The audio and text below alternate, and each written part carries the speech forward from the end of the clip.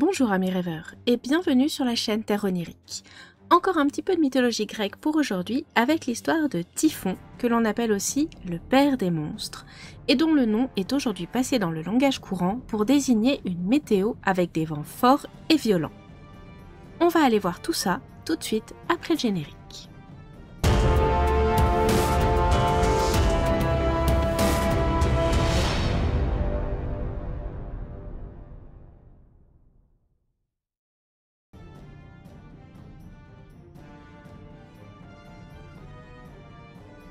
Les sources principales qui mentionnent Typhon et qui nous sont parvenues viennent de la Théogonie d'Hésiode, dont je vous parle dans quasiment toutes mes vidéos sur la mythologie grecque, et l'autre source, c'est l'auteur Homère dans son hymne à Apollon et aussi dans l'Iliade, et vous allez voir que comme pour plein d'autres mythes, eh bien, il y a plein de détails qui changent. Commençons par les origines de Typhon. Chez Hésiode et la plupart des auteurs antiques, Typhon est le fils de Gaïa et de Tartare. Il est un titan, mais il est aussi une divinité malfaisante que Gaïa a enfantée pour se venger de la défaite des titans lors de la titanomachie, le combat opposant les dieux et les titans. Il a pour attribution les vents forts et les tempêtes. Chez Homère, dans l'hymne à Apollon, Typhon est beaucoup plus jeune. C'est Héra qui l'aurait enfanté seule après avoir vu Zeus enfanter Athéna. Ici, pour aujourd'hui, nous allons garder la version où il est l'enfant de Gaïa et Tartare, et nous allons retourner au temps de la titanomachie.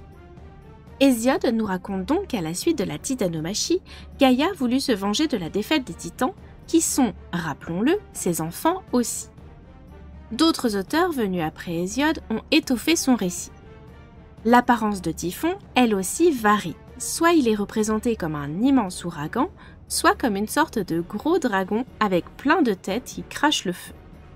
Toujours est-il que Typhon est une créature monstrueuse. Il aurait grandi en seulement une journée et sa tête touchait le ciel.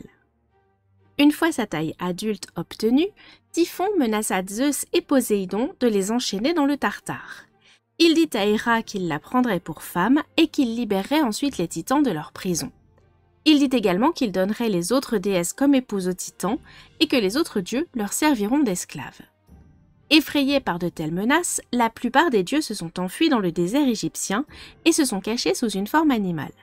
Pour en citer quelques-uns, Héra s'est changée en vache, Aphrodite en poisson, Artémis en chat, Apollon en corbeau, Arès en sanglier, Dionysos en bouc et Hermès en ibis. Athéna, quant à elle, resta auprès de Zeus pour affronter Typhon.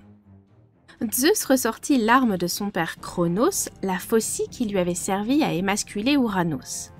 Il défia ensuite Typhon en duel, mais Typhon était vraiment trop fort pour lui et Zeus fut alors vaincu.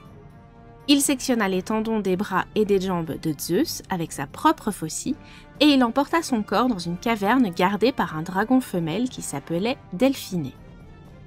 Un allié se manifesta alors à ce moment-là pour délivrer Zeus. Selon les auteurs, il s'agit soit de Hermès, de Pan, Égipan, Athéna ou Cadmos. Cet allié, quel qu'il soit, réussit à endormir Delphinée et à récupérer Zeus, tandis que Typhon était parti voir les moires pour qu'elle l'aide à devenir encore plus puissant. Zeus fut remis en état et dès qu'il le put, il s'empara de son foudre et repartit à la poursuite de Typhon. Les moires, pendant ce temps, ont fait manger des baies à Typhon qui étaient censés le rendre immortel. En fait, ce sont des baies qui ont considérablement affaibli le titan, ce qui a alors permis à Zeus de le vaincre.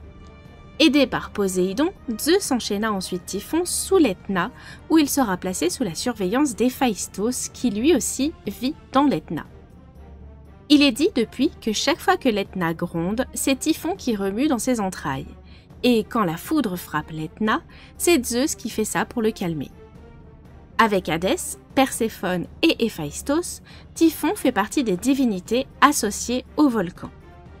Chez les Égyptiens, Typhon est associé à Apophis, un serpent gigantesque qui avait lui aussi menacé les dieux égyptiens et qui a été vaincu par le dieu Ré à l'aide de son chat Héliopolis, qui était en fait une incarnation de la déesse Bastet. Les auteurs Apollonius de Rhodes et Plutarque disent que le serpent Apophis a quant à lui été enfermé sous le lac Serbonis. Je vous disais en intro que l'on appelait Typhon le père des monstres. On va revenir un petit peu là-dessus aussi. La quasi-totalité des monstres que l'on rencontre dans la mythologie grecque sont les enfants de Typhon. Il les a eus avec la déesse Échidna, une déesse moitié femme, moitié serpent. En fait, tout le haut de son corps, tête, torse et bras sont ceux d'une femme, et tout le reste est une énorme queue de serpent aux écailles de couleurs changeantes. Elle serait soit la fille de Céto et Phorcys, et donc la sœur de Méduse, comme je vous l'ai dit dans la vidéo sur Persée, soit la fille de Gaïa et Tartare. Et bien sûr, je ne peux pas ne pas vous citer plusieurs de ces enfants célèbres. Il y a Cerbère, dont je vous ai déjà longuement parlé, et si vous voulez voir ou revoir son histoire, je vous mets le lien de la vidéo en barre d'infos.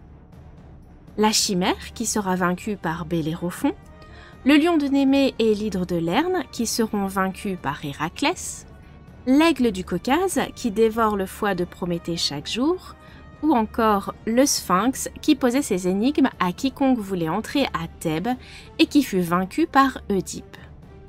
Il y en a d'autres, mais je pense que vous avez compris que quasiment tous les monstres affrontés par les héros grecs étaient descendants de Typhon et Échidna. Dans les représentations artistiques de Typhon, le plus souvent, on le voit comme une créature gigantesque dont la tête touche le ciel. Il a souvent 100 têtes de dragon, chacune dotée d'une langue noire. Il lance du feu par ses yeux ou par ses bouches, et il a aussi souvent des ailes. En alchimie, Typhon désigne un esprit du feu. Et en climatologie, de nos jours, on donne le nom de typhon aux cyclones tropicaux dans le Pacifique Nord, à l'ouest de la ligne de changement de date. Et pour parler un petit peu jeux vidéo, dans World of Warcraft, Typhon est une hydre rouge que l'on peut combattre en Draenor, à l'est de Gorgron. Toujours en Draenor, on peut également croiser une autre hydre, bleue celle-ci, qui s'appelle Échidna et qui se trouve à l'est des Flèches d'Arak. On retrouve Typhon également comme boss dans le jeu God of War 2. Et voilà qui clôturera pour aujourd'hui notre petite étude de Typhon. J'espère que ça vous a plu. N'oubliez pas les quelques petits clics qui m'aident au référencement. Un petit commentaire, ça fait également toujours plaisir. Et sinon, je vous dis à très bientôt sur Twitch et à la semaine prochaine pour un nouveau voyage sur les terres oniriques.